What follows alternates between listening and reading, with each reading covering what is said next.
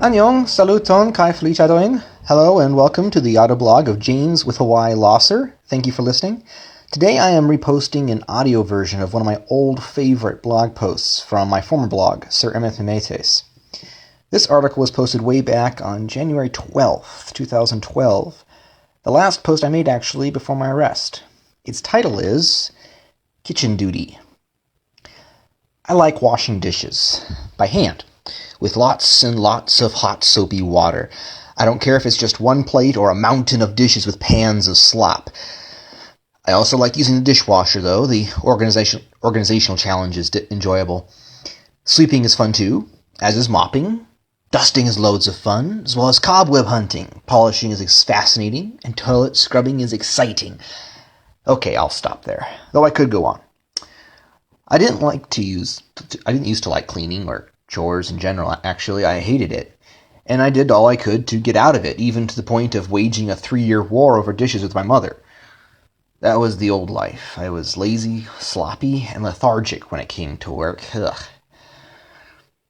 The odd thing was, if you gave me a stick and a briar patch to clear, I'd labor with dedication and fervor for hours a day, even for weeks until I was done. Just don't call it a chore.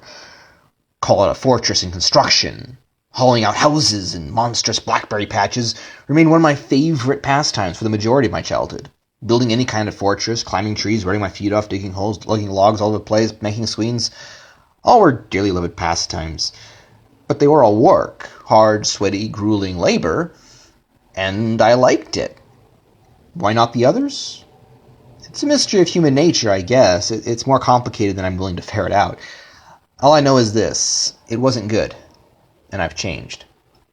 I chose to be different. And through God's Spirit working in me, I became a new person. I am living proof that it is a choice. You can decide to enjoy practically anything, good or bad. It is a gift that God has given us, the ability to choose our desires. We can choose to love Him.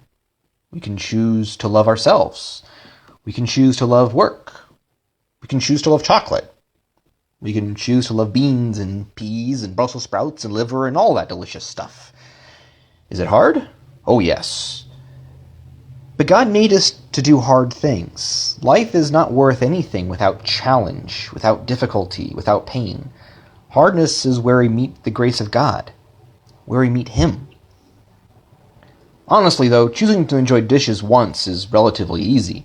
At least compared to other hard things you could be doing. You don't meet God much that way. The real hard thing, though, the bit which makes all these little hard things become one great thing, is to change who you are, to become someone who likes things. Be the person who is content in whatever situation he is in, no matter how filthy, no matter how hard, no matter how undesirable. Be the person who is willing to do the job no one else wants to, who is really willing, even eager.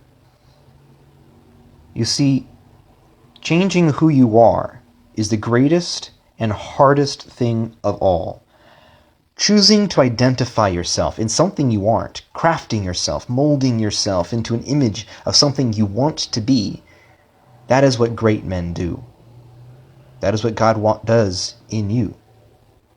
I challenge you then, mold yourself into the image of Christ by choosing to enjoy glorifying Him in the little hard things, right now. Thank you again for listening. Tre Dankung. If you want to read the original, the link is in the description, and also link to my new blog, Eccentricities of an Inkwit Hero. Dio Beno Kaipatsu.